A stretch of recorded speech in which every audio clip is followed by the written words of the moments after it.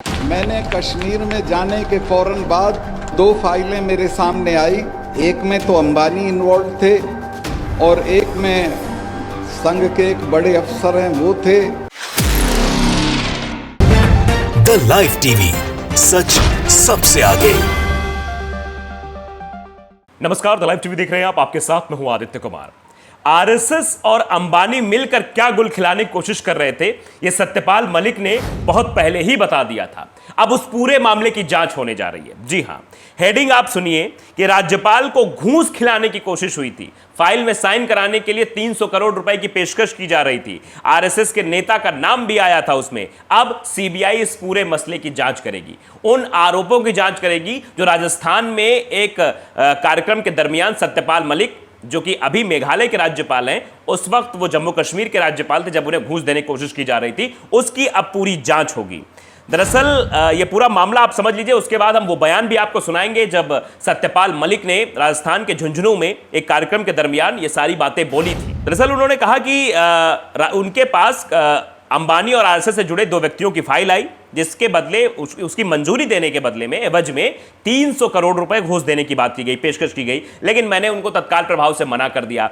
अब इस पूरे मामले की जांच होगी, सीबीआई जांच होगी कि आखिरकार वो कौन कौन से मामले थे और कौन कौन लोग उसमें संलिप्त थे, अभी हम आपको बताएंगे। लेकिन सबसे पहले वो आप जरा सुन लीजिए, जब आरोप राज्यपाल ने लगाए थे, सत्यपाल मलिक, नाम सत्यपाल है तो सत्य बोलने से कतराते नहीं है। कई बार मोदी सरकार के खिलाफ भी उन्होंने बोला है, चाहे वो कृषि कानूनों का मामला रहा हो या फिर जम्मू कश्मीर में कोई अन्य मामला रहा हो। जरा आप सुन लीजिए सत्यपाल मलिक ने कैसे बड़े गंभीर आरोप उस वक्त लगाए थे, सुनिए। मैंने कश्मीर में जाने के फौरन बाद 2 फाइलें मेरे सामने आई। एक में तो अंबानी इन्वॉल्व थे और एक में संघ के एक बड़े अफसर हैं वो थे। एक पुराने महबूबा की मिनिस्ट्री के मिनिस्टर थे और जो अपने को प्रधानमंत्री जी के बहुत नज़दीक बताते थे। मुझे सेक्रेटरीज ने दोनों डिपार्टमेंट के बताया, साहब इसमें घपला है। मैंने दोनों डील कैंसिल कर दिए। सेक्रेटरीज ने मुझे ये भी बताया कि साहब इसमें 150 करोड़ रुपए आपको मिल सकता है। मैंने कहा मैं तो 5 कुर्ते पजामे लेके आया हूँ, ऐसे ही चला जाऊँगा। लेकिन एहतियातन मैंने प्रधानमंत्री जी से वक्त लिया और उनसे मिलने गया और उनको मैंने कहा कि साहब ये फाइल है, ये इसमें घपला है, ये लोग इसमें इन्वॉल्व हैं, ये आपका नाम लेते हैं, आप मुझे बताएं क्या करना है। अगर इसे कैंसिल नहीं करना है तो मैं छोड़ देता हूं, किसी दूसरे को लगा दीजिए मेरी जगह, लेकिन मैं रहूंगा तो इसको होने नहीं दूंगा। तो सुना, उन्होंने सीधे तौर पे कहा था कि 2 फाइलें आई थी भाई, एक अंबानी और दूसरी आरएसएस जुड़े एक व्यक्ति की, और वो आरएसएस का जो जुड़ा व्यक्ति था वो भी कोई आम व्यक्ति नहीं था, वो महबूबा मुफ्ती के नेतृत्व वाली तत्कालीन पीडीपी भाजपा सरकार में मंत्री था और प्रधानमंत्री के बहुत करीबी थे। और जैसा कि सुना आपने, कह रहे थे कि प्रधानमंत्री का नाम बता के जो काम करवाने के लिए आ रहे थे, और सत्यपाल मलिक सीधे तौर पर कह दिया, भैया देखो ये आपका नाम ले रहे हैं, आप बताइए अगर फाइल में साइन करना है तो मुझे आप हटा दीजिए, मैं तो साइन नहीं कर पाऊंगा, किसी और से आप साइन करवा लीजिए, काम करवा लीजिए। सीधे तौर पे किया था। ये वीडियो सोशल मीडिया पर उस वक्त खूब वायरल हो रहा था, जगह जगह इस वीडियो को लेकर चर्चा हो रही थी कि इतनी बड़ी बात है। और फिर उसके बाद वो प्रधानमंत्री से मिले भी, उन्होंने पूरी बात बताई जैसा कि उन्होंने वीडियो के माध्यम से कहा।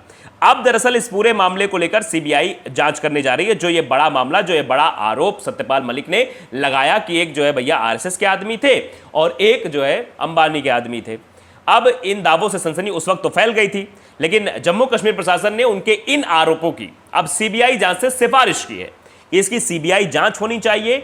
क्या ऑफर उन्हें दिए थे 300 करोड़ के, क्या कुछ उसमें था, उन्होंने डील निरस्त कर दी थी। हालांकि इस दौरान मलिक ने पीएम मोदी की सराहना करते भी कहा था कि उस वक्त उन्होंने भ्रष्टाचार से कोई समझौता नहीं किया। तारीफ भले ही कर दी, लेकिन ये जब उन्होंने कहा था कि ये सब चीज़ें हुई हैं, तब उसका खुलासा बड़े ही अलग तरीके से उन्होंने किया था। सत्यपाल मलिक पहले भी जम्मू कश्मीर को लेकर कई दावे कर चुके हैं।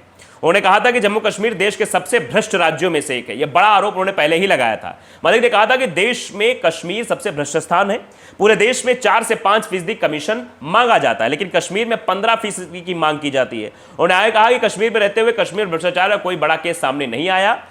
चूंकि मैं गरीब हूं, सीधे तौर पर उन्होंने कहा, इसलिए मैं देश के किसी भी ताकतवर आदमी से लड़ सकता हूं। रिटायर होने के बाद घर रहने के लिए घर भी नहीं है, इसलिए कोई चिंता की बात नहीं है। यह बात सत्यपाल मलिक ने कही है। और सत्यपाल मलिक कोई ये पहली बार मुखर होकर उन्होंने ये बात नहीं रखी है।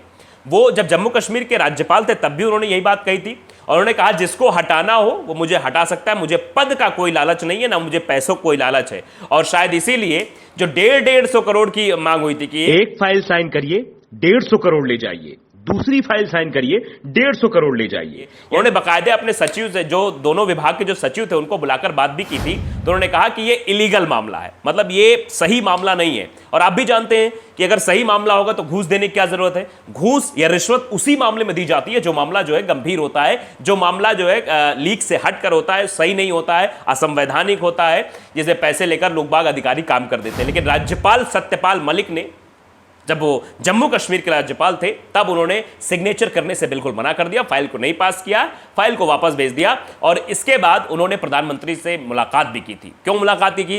क्योंकि जो भाई आरएसएस के नेता थे वो बड़े खास थे मोदी जी के, और उन्होंने यही बताया कि मैं मोदी जी का खास हूं, इसलिए मेरी फाइल में सिग्नेचर होना चाहिए, इसलिए मेरी फाइल पास की जानी चाहिए। ये वो दबाव लगातार बना रहे थे। और भाई मंत्री भी थे, भाजपा और पीडीपी की जो सरकार गठबंधन से बनी थी जम्मू कश्मीर में, उसमें वो मंत्री भी थे।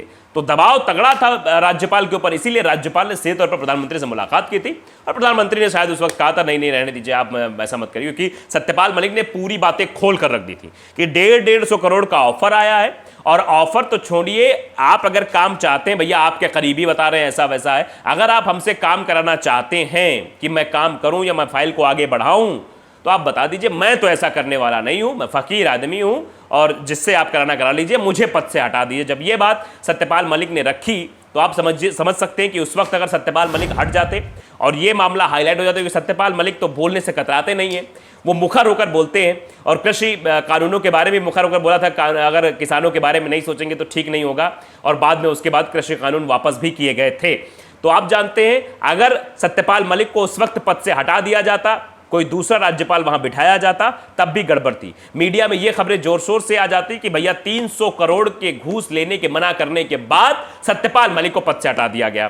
तो ये मामला और हाईलाइट हो जाता, इससे और भी बीजेपी और आरएसएस की फजीहत हो जाती। इनकी पूरी कलई उसी वक्त खुल के सामने आ जाती कि आरएसएस के भाई लोग तो जो घूस नहीं लेता उसको जो है हटा ही देते पद से। यानी भ्रष्टाचार का पर्याय बन चुकी है आरएसएस, ये भी आरोप लगते हैं। और भारतीय जनता पार्टी पर तो आरोपों की झड़ी लग जाती।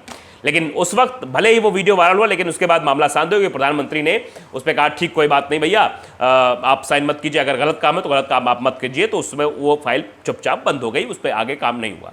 लेकिन वो आरोप, क्योंकि गंभीर आरोप थे, अब जब सरकार बन गई है तो अब उन आरोपों की सीबीआई जांच की भी बात की जा रही है। जम्मू कश्मीर प्रशासन की तरफ से सीबीआई जांच की मांग की गई है, सिफारिश की गई है। अब इसकी सीबीआई जांच होगी तो आप जानते हैं कौन कौन निपट सकता है, कौन कौन आ सकता है। लेकिन अब कैसी जांच होगी, इस पर भी लोग बाग सवाल पूछ रहे हैं। आम जनता के बीच ये संदेह है, और जो बुद्धिजीवी वर्ग है वो भी ये सवाल पूछ रहा है कि भैया सीबीआई तो बंद कमरे में एक तोता है, मतलब बंद पिंजरे में, कमरे में नहीं, माफ कीजिएगा, एक पिंजरे में एक तोता है जो अपने मालिक की जुबान बोलता है, यानी केंद्र सरकार की जुबान बोलता है। केंद्र सरकार जो सीबीआई को कहेगा, जो ईडी को कहेगा, वही करना होगा। तो आप समझिए कि सीबीआई क्या निष्पक्ष तरीके से इस पूरे मामले की जांच करेगा, इस पर भी लोग सवाल पूछ रहे हैं। अब सीबीआई जांच होगी तो इससे कई नाम सामने आ सकते हैं, जैसा कि वो नाम, यानी आरएसएस वाले नेताजी, और अंबानी के जो एक थे वो फाइल थी 150 करोड़ वाली, यानी 150 करोड़ वाली। बड़ा वजन था दोनों फाइलों में, इसीलिए रकम भी शायद इतनी ही ज़्यादा थी और काम भी बड़ा ज़्यादा रहा होगा। क्योंकि इससे पहले ये बोल चुके कि जम्मू कश्मीर में 15% कमीशन चलता है, सबसे भ्रष्ट जगह जो है जम्मू कश्मीर है, ये भी बात कह चुके हैं सत्यपाल मलिक।